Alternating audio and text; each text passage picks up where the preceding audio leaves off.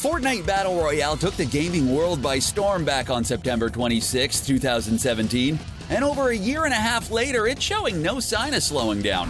Sure, the game might not be at its peak anymore, which was sometime during Season 3 and Season 4, but it's still going strong in Season 8, with millions of players around the world. Why is Fortnite so insanely popular? Well, there's a bunch of reasons, so let's get into it. Like every video game, Fortnite wouldn't be popular if it had awful gameplay. In fact, no game with bad gameplay is even considered good, so of course they won't get popular. It's simple math, folks. Fortnite is a game that's just so much fun. Playing solo is fun, playing duos is fun, and playing squads is fun, even if it's with randoms. Of course, playing with friends is the best way to play Fortnite, but it's not the only way to enjoy yourself. You'll never know how a round could go. You may finish 99th, or you may finish first. Some games are a struggle while some are a breeze. The fact that every game is different from the next is what keeps us playing.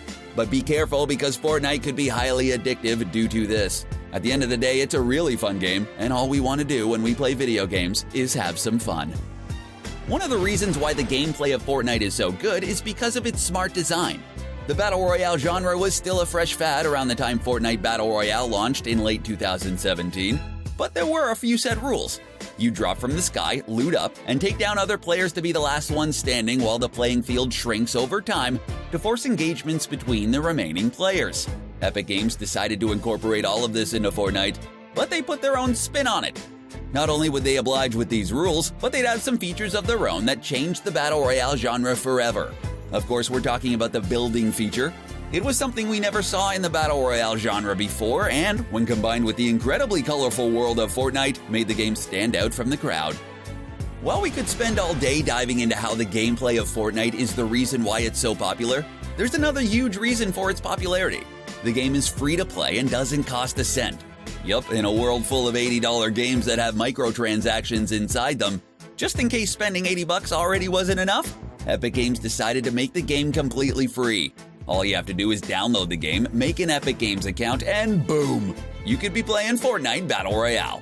Sure, you don't have access to Save the World, the PvE Fortnite game mode, unless you pay, but it's the less popular option anyways. Everyone is playing Fortnite Battle Royale, and you're able to play it for free.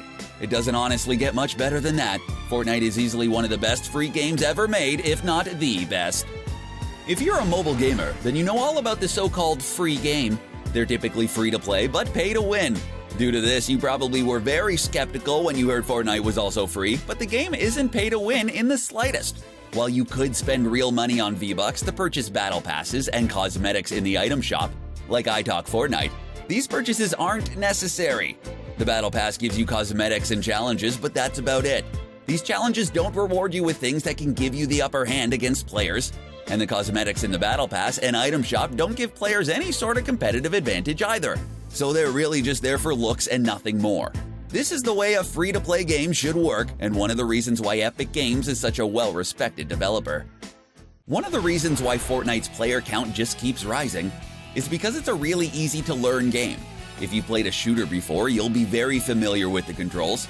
They're pretty much all in the same place as usual, especially if you press down on the right stick to crouch. There's no meleeing in Fortnite, so when you press the melee button on typical shooters, it brings up the building menu. But we're sure you all know of this.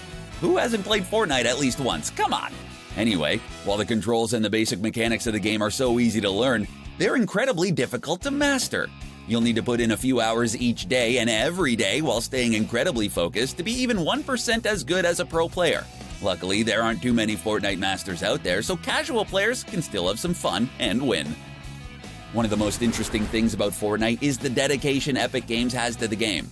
They're clearly very focused on the game, canceling some of their other projects and barely touching the PvE Save the World mode since they introduced the Battle Royale mode.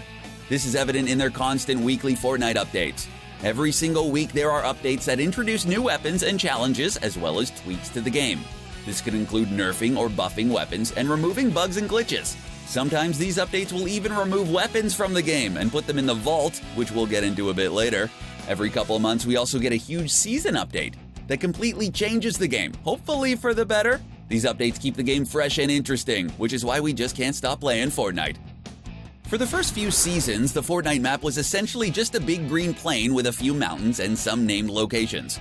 It wasn't until Season 5 when we get to see a whole new desert biome added to Fortnite in the southeast corner of the map.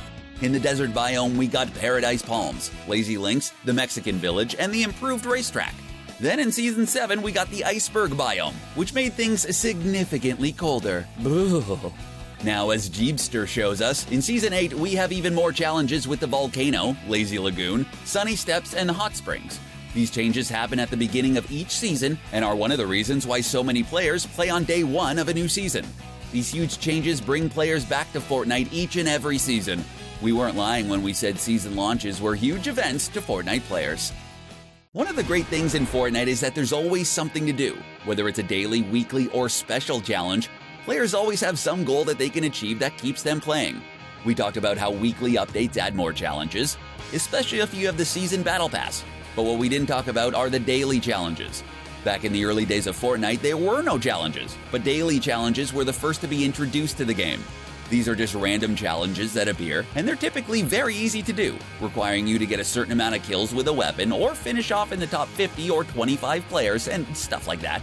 Some of them only reward you with a few battle stars, while others give you a bit more. But no matter what, these challenges will help you get to tier 100. As sad as it sounds, the vault is where weapons go to die. Sure, they could sometimes come back out of the vault, but it's very rare. Just like Vicstar123, we really miss the drum gun. It was our favorite gun in the game, and it hasn't left the vault since it was put in during Season 5. The main use of the vault is to help with weapon balancing. If a weapon is too OP or too weak, it often goes into the vault until changes are made, or until Epic Games feels like it's a good fit for the current meta. Our favorite use of the vault was when Epic Games decided to put those pesky planes for Season 7 away, as well as the Infinity Blade. These items were so annoying, and we can't believe they were in the game at the same time, even if it was for only a week. Oh, but what a week. At this point, there's nothing you can't play Fortnite on. It's available on PC, PlayStation 4, Xbox One, Nintendo Switch, and mobile, whether it's for iOS or Android. It's very disappointing because we're still waiting for it to be playable on our smart fridge and our toaster. While we wouldn't be surprised if Epic Games is actually working on making the game playable on those devices, the fact that you could play this game on pretty much any electronic device that exists means it could reach a wide variety of players, which is exactly what it's done. Oftentimes, players have Fortnite downloaded on multiple systems they own. No matter what their system of choice is, Fortnite is available for you to play. And oh, by the way, you know the game is free, right? I think we mentioned that already. Yep, that's a recipe for success, and all the spoils go to Epic Games. We hope they'd like to share them. But what good is having Fortnite on all these platforms if you can't play with others on a different platform? It's a shame that PC players can't play with PS4 players, and Xbox One players can't play with Nintendo Switch players, and, oh wait, you can play with those on different platforms. Okay, well, in that case, this is just another reason why Fortnite is the most popular game in the world. The fact that a player from one platform has the ability to play with another player on any other platform is amazing. We're happy Sony finally decided to stop being stubborn and join the party as well. Before they opened up their cross-play doors, PS4 players were able to play with everyone but Xbox and Switch players. Luckily, everyone can finally play with everyone, and it's all one big happy family. Thanks for playing nice, Sony. We really appreciate it. Every popular video game out there has a huge presence on both YouTube and Twitch. And Fortnite, it's no different. There are thousands of Fortnite streamers who have 0 to tens of thousands of viewers at a time. The most popular one being Tyler Ninja Blevins. We're sure you've heard of him. Ninja helped make the game popular by playing it on Twitch for 6 to 8 hours every day, where he kicked everyone's butt and was very entertaining, but also by having celebrity guests. Ninja has played with rappers Drake, Travis Scott, and Lil Yachty, DJs Diplo and Marshmello, and even NFL wide receiver Juju Smith-Schuster, just to name a few. Celebrities often reach out to Ninja just to play with him so they could reach a new audience, the gaming community. Ninja is the first gamer to ever appear on the cover of ESPN magazine, so yeah, he's kind of a big deal. Fortnite finally has a feature that allows you to respawn your teammates. Hollow has used the respawn van on a few occasions already, and it works like a charm, but Fortnite wasn't the first game to introduce this feature. That would be Apex Legends. That wasn't the only feature they decided to take from Apex Legends either. They also took the ping system from the game that allows you to share vital information about enemy locations, items, and your surroundings. Even before Apex Legends, Fortnite took something from another Battle Royale game. Realm Royale had a neat feature when you dropped that allowed you to highlight an area, which created a beam that was visible in the sky to let your teammates know where to land. This was incorporated into Fortnite shortly after. Epic Games isn't shy to take features from other games and put them into Fortnite if it improves the game. The first few seasons of Fortnite were pretty awesome, but they were missing one thing: live events. Sure, near the end of Season 3, meteors started falling from the sky, but it was the rocket launch in Season 4 that was the first of its kind in Fortnite. Players put their differences aside for a match to see this once-in-a-lifetime event. We thought the rocket would hit tilted towers, but nope. A rift moved it away, and when we saw the giant rift in the sky in the middle of the map, we knew it'd have big implications for Season 5, and man, it sure did. There've been plenty more live events since then, but the rocket launch introduced this staple to Fortnite. We later see Kevin the Cube, the Ice King, and even a Marshmallow concert happen in the world of Fortnite, and we're sure there's going to be more. Another interesting part of Fortnite that keeps the game fresh and interesting is limited time modes, better known as LTMs. There are special modes other than the regular solo, duo, and squad options. They're usually very fun to play and a good diversion from the core game modes. Well, Final Fight was pretty bad, but the rest of the LTMs have been pretty awesome. Our favorite, and even Lachlan's, has to be the Infinity Gauntlet LTM, which allowed whoever got the Infinity Gauntlet mystic item to turn into Thanos and wreak havoc on the remaining players. Along with the Infinity Gauntlet LTM, we got the classic 50 vs 50, Soaring 50s, which is just 50 vs 50 with the option to deploy your glider anywhere. And another one of our favorites, the Floor is Lava. We really love LTMs. Fortnite would be a much more boring game without them, that's for sure. When it comes to memes, no game does them better than Fortnite. One of the reasons why Fortnite has become so popular is because it embraces memes and stays culturally relevant. As far as we know, there's not a single person who doesn't like memes. Memes truly make the world go round, and we don't know what we'd do without them. One of the most popular Fortnite memes is, well, Fork Knife, the hilarious misspelling of the world's most popular game. People even started calling the game Fork Knife unironically because of how popular the meme was. Well, Epic Games knows what's up and actually put a fork and a knife dug around Fatal Fields. The memes didn't begin there, though. The whole ability to thank the bus driver came from a meme. Epic Games added a feature to the game because of a meme. That tells you everything you need to know. When playing Fortnite, there are just so many epic moments that happen.